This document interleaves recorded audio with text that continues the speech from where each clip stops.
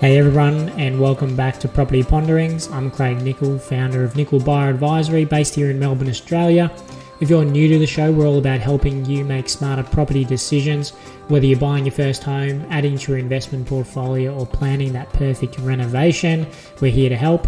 With over 15 years of property experience, I'm here to share with you what I've learned so you can take the next step with confidence. Today we're going to discuss how to work out what a property is likely to be worth in an open market so that you can make better informed decisions, placing offers on properties or bidding to the right price at auction and not overpaying. Because as we know, this can be an extremely costly exercise, especially for first home buyers that are only just entering the market with a limited amount of equity. Incorrect decisions of overpaying by even $25,000 on a $500,000 property means that you've already lost 5% equity on your property, and that isn't going to be easy to gain back at that price point. So what I'm going to do is work through a property from start to finish to work out the pricing. I'm just going to be picking a random property that I see on the internet that may look interesting to work out the price of. I do want to state that this isn't as thorough as I would normally do it, but I don't want to put you to sleep. I want to give you advice on what to do and how to do it effectively without getting too much into the weeds. Realistically, we're going to end up with a price range for the property, a point at which the property is a bargain, and a point at which it will also be too much. So we're creating a range. Although, as we all know, if the property is amazing, you have to be wary that it may go higher than you think due to competition. And if it's really crap, it may go well below.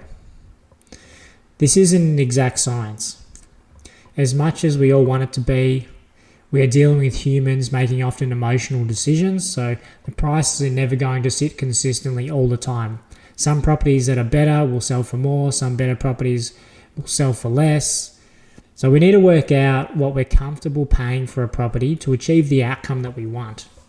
Often the most basic goal is to simply not pay more than someone else would pay for the property, as this is mitigating any future risks if you do need to sell. But also it is feeding an emotional concern that we don't want to be the wood duck that paid too much. There are many considerations with price, but working out a range in which the property is likely to sell most days of the year is the goal we have. And then we can make decisions from there in regards to achieving the goals we want. For example, someone looking to flip a property will have to work backwards from the resale value, taking into account purchase price and renovation costs. They may come to a value that is ultimately much different to a regular home buyer who is emotionally in love with the property and isn't necessarily looking to renovate and do all of that stuff within the first 12 months and make a profit. This is common when development market is strong as well. Many home buyers are priced out as the highest and best use for a property is actually for the developer to build townhouses or apartments. And this destroys the hopes of the home buyers who have placed a much lower value on the property. In the market we're in at the moment though, developers aren't tending to beat out homeowners, as the cost of development and making a feasible project is quite difficult at the moment. Please note that normally I try not to make much or take much notice of the advertised price range or the statement of information when you're doing a property pricing. This creates an anchoring bias that we don't want to get stuck on. I know it's hard not to look at it when you click onto the ad, but I don't want to give it too much weight.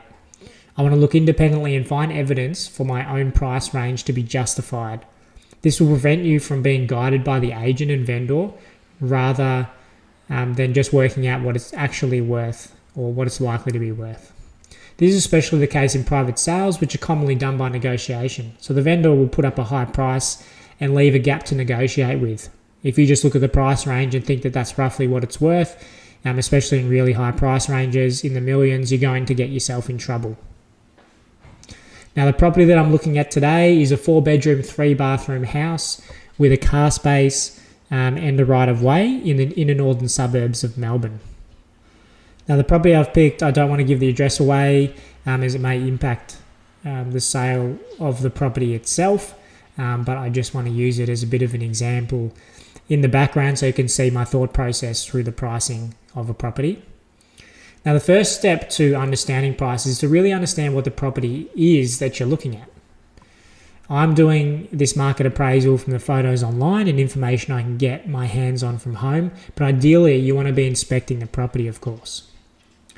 Now we want to know what the pros and the cons of the property are, and not the small ones, but the major ones. The major ones are the property type, the property size, land size, build quality, the building materials, the amount of bedrooms, bathrooms, car spaces, types of car park, whether it's a garage or carport, location, aspect, orientation, what is it in close proximity to, are there any clear detractors around the property like an industrial interface next door, are there any special considerations, is the site in a special development zone, is it heritage listed, does it have a granny flat, swimming pool, other features we need to know about.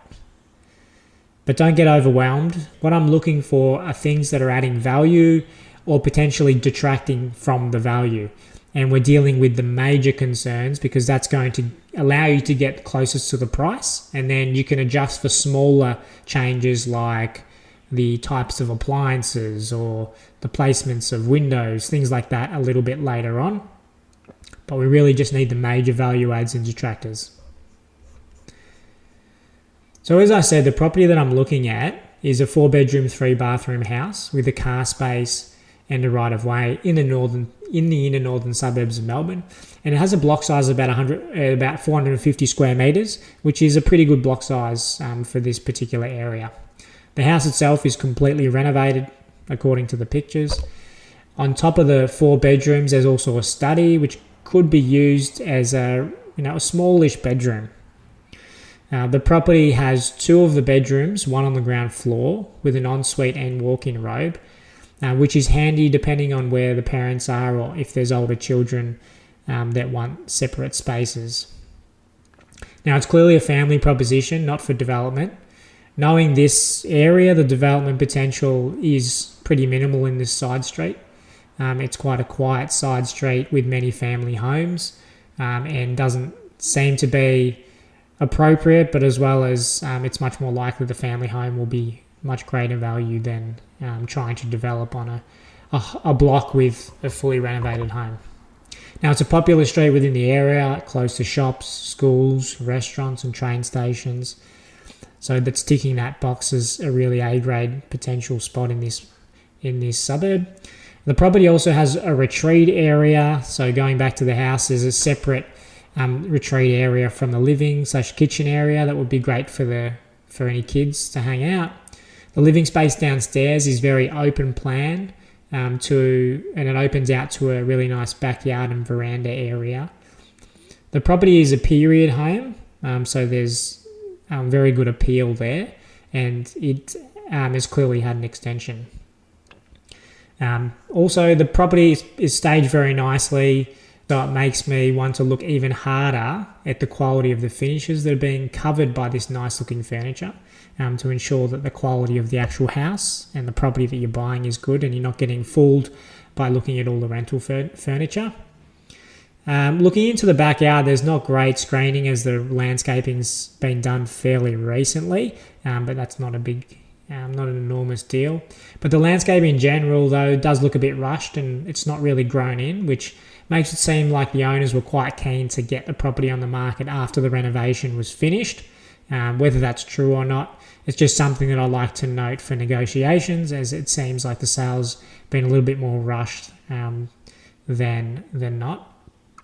There are some arched doors in the living space that sort of open out to the rear area, which for me, my opinion would be that they look a little bit tacky, as they weren't the original intention of the window. They've sort of added a curved part to the top, but that's just my taste, so I won't note that down or detract from the value too hard on that. The kitchen is a little bit tight and it's sort of shoved into a corner, but the finishes are nice. Now, it should be noted that the property is on a corner, and historically for family homes, I find that buyers are less keen to purchase family homes on corners. So I will mark it down a little bit for that. And that would be, the reasons that I've gotten in the past is that corner properties don't have quite as good a security, and the outlook or the aspect generally isn't quite as good because you tend to have side fencing, which can sometimes get graffitied or just doesn't look as appealing as a house that traditionally has two houses on either side or one house on either side. For me, because of what I know, I personally wouldn't buy a corner property unless it was for development or some sort of other beneficial use. If it was just a stock family home, I wouldn't. But of course, there are some properties that are quite remarkable for a certain corner exposure, or it might be some sort of landmark property where what I'm saying would not be relevant. Now, at this point of the appraisal, I would normally take this opportunity to look at the back end of RP data to understand if the property was sold recently and to glean more information. Knowing that it's sold recently would obviously give us more of an indication of what the value of the property might be if someone's already recently paid a certain price for the property. But it also might indicate for me that there's issues with the property if it's being sold quite quickly, as a recent purchase and then sale may mean in some instances that the property couldn't achieve or didn't provide the outcome that the owners wanted, so they're trying to get rid of it pretty quickly. But of course, that's not always the case. It's also interesting to see that if the property's been on the market before and had some failed sales campaigns with another agent, this can just give you a good indication that when it was put on the market last time, for example, for say $2 million, then and it didn't achieve that, then we can make or infer that there weren't any buyers there to pay that asking price, firstly, and the property may be worth a little bit less than what they were asking.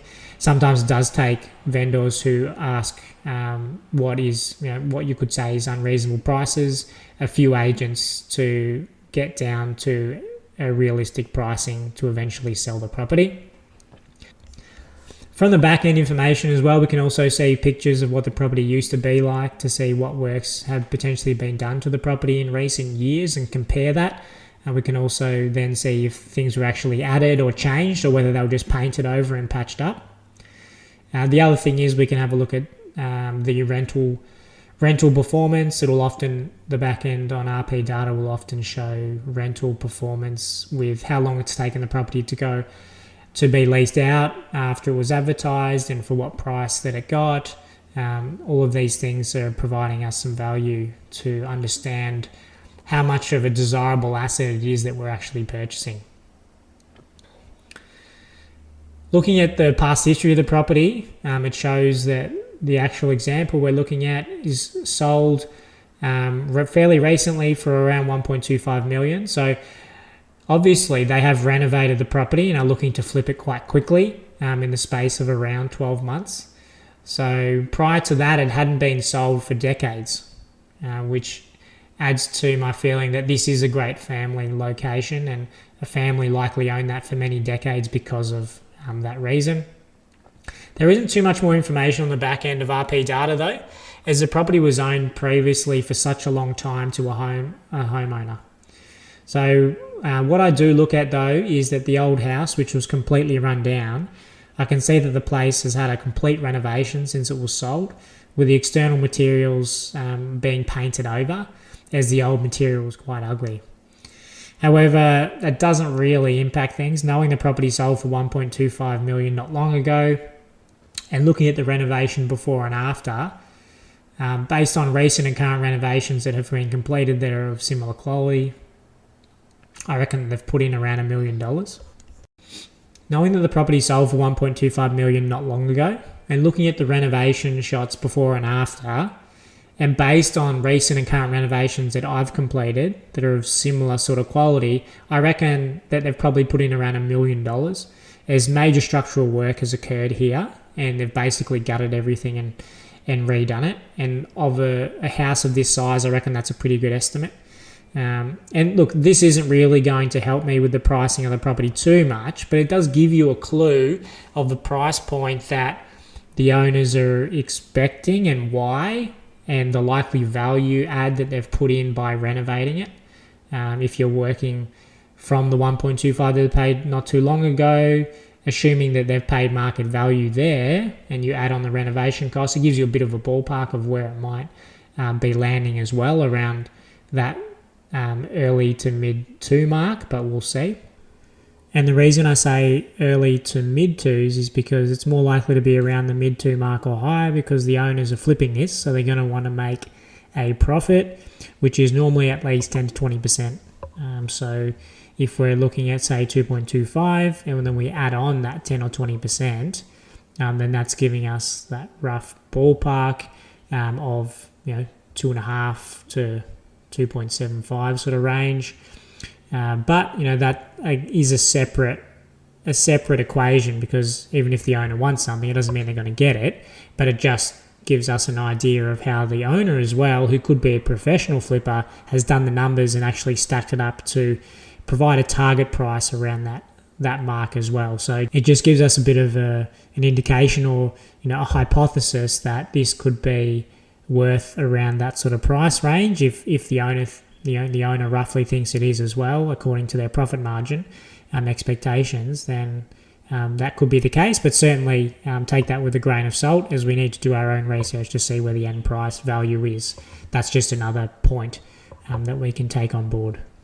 This is especially the case when the people that are flipping this property have purchased a property in roughly about 12 months and they're turning it over. So they've bought in pretty similar markets, especially in Melbourne. So they would have a pretty good indication of what price they're likely to be able to achieve in that time when they first set out to do the project.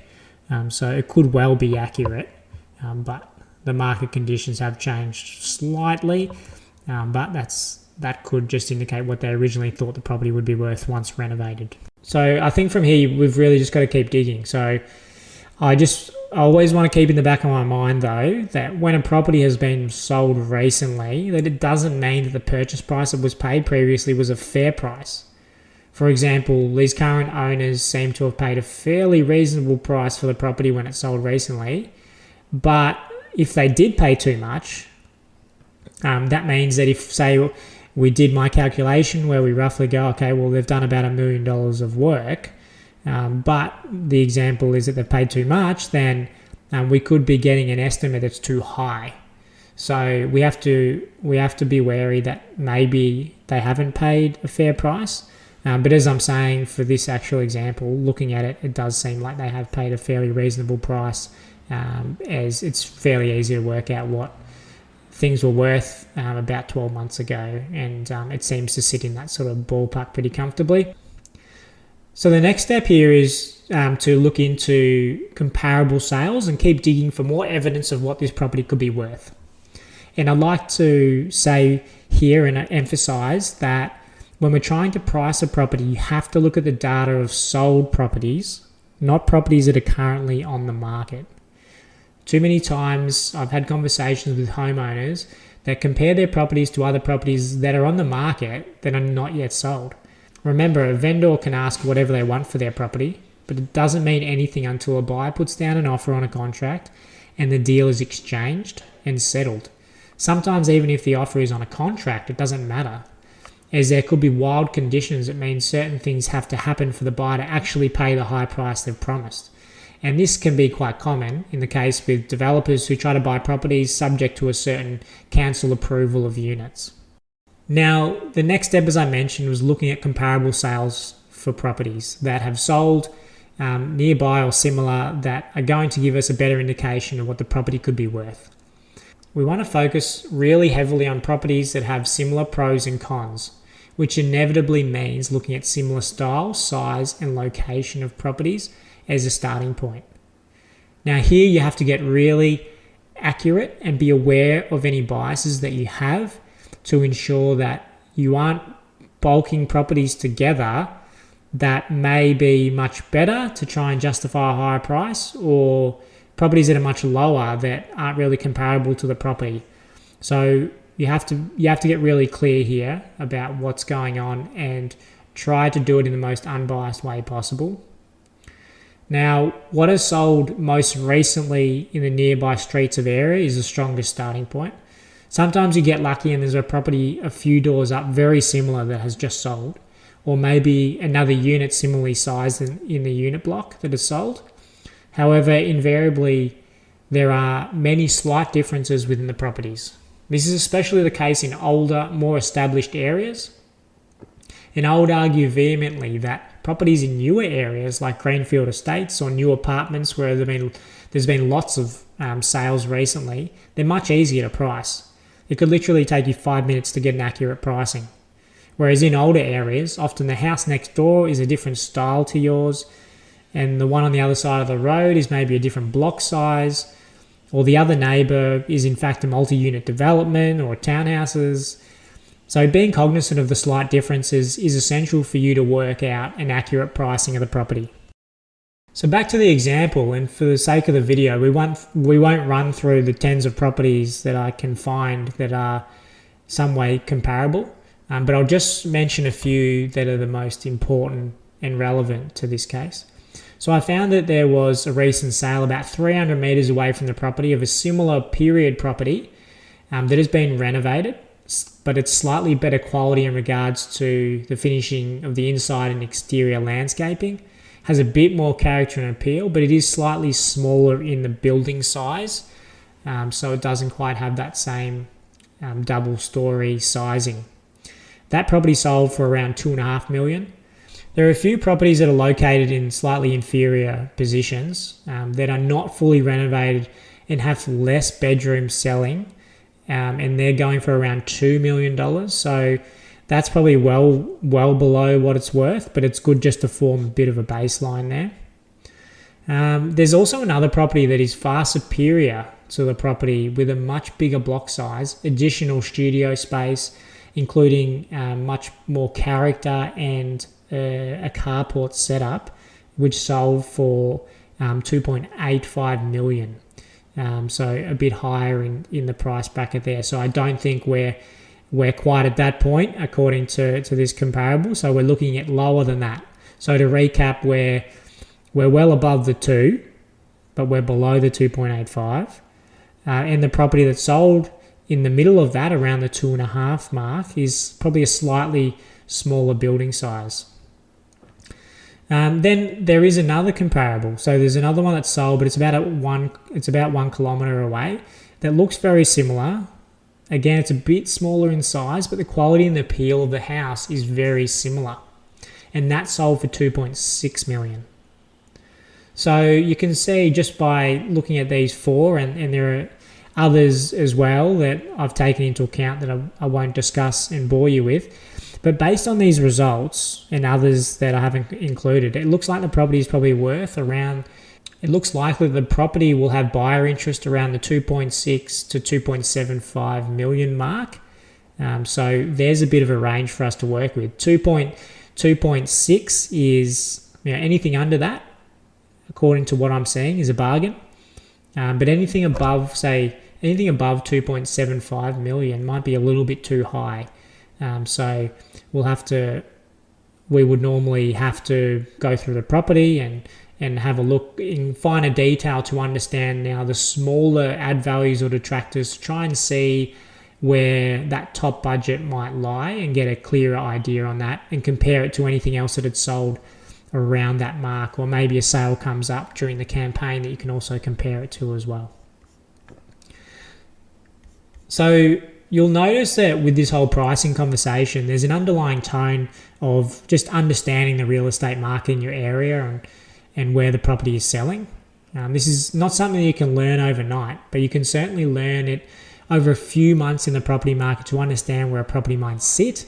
But again, be careful, because even if you've had a few months experience of looking at properties and seeing what they've sold for, it still doesn't mean you know everything. Property market is volatile at the best of times. So this is due to market cycles, and if you're a part of that cycle or just a small part of the cycle, it's just not going to allow you to see longer term trends and fully understand price markets and the sentiment that is currently out there and where it's heading.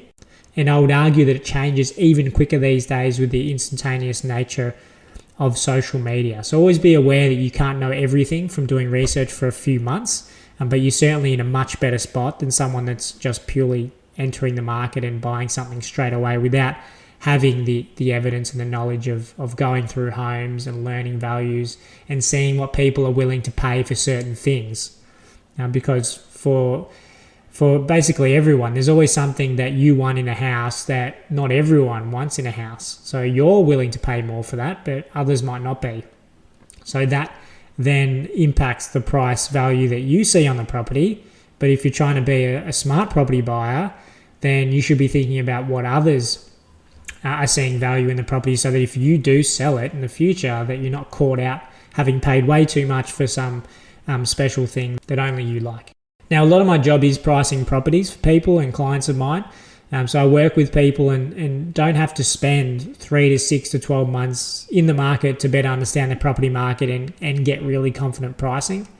And I know that people don't necessarily have that 3, 6 to 12 months to try and get really well equipped to be able to buy properties, especially when the market's moving up, because if you've got to research for 6 or 12 months, the price you could pay is 10 or 20% difference.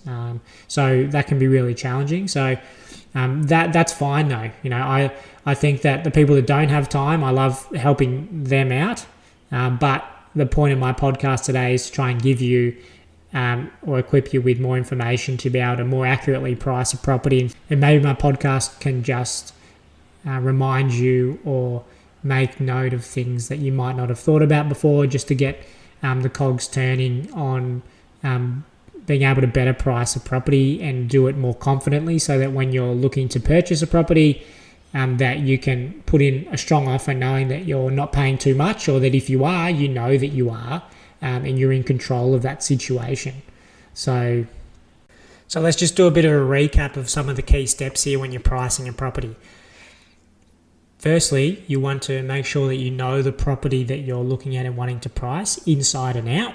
And this involves looking online, and also hopefully you've got access to some historical data on the property to better gauge what's happened in the past. And then from there, we want to be searching for comparable properties that specifically relate to the property of interest, so that you can more accurately define where the value may sit. And remember, we're trying to create a range of where the property is likely to sell. You're never going to get a specific value here. We're working out a range that is going to give us the best chance of being able to be in control of the decisions we're making by understanding whether we're paying a bargain price or we're paying a high price. That way we can make informed decisions for our property in investment or home buying purchase. So I hope that this podcast has been really helpful for those that have been struggling to price properties. If you've got any questions about buying or renovating advice, feel free to reach out to me at 0400 122 081, or you can email me at craig@nicholbuyeradvisory.com.au. Over the next few weeks and months, we're going to be running some of these podcasts with Q&A questions. I've had a few emails from people, so I thought, okay, let's write a few podcasts covering a few of those questions. But if you have any questions, feel free to email me or text me or message me through one of the social apps, and I'll make sure to put in the time to try and answer those questions for you to the best of my ability. So until we speak again, take care.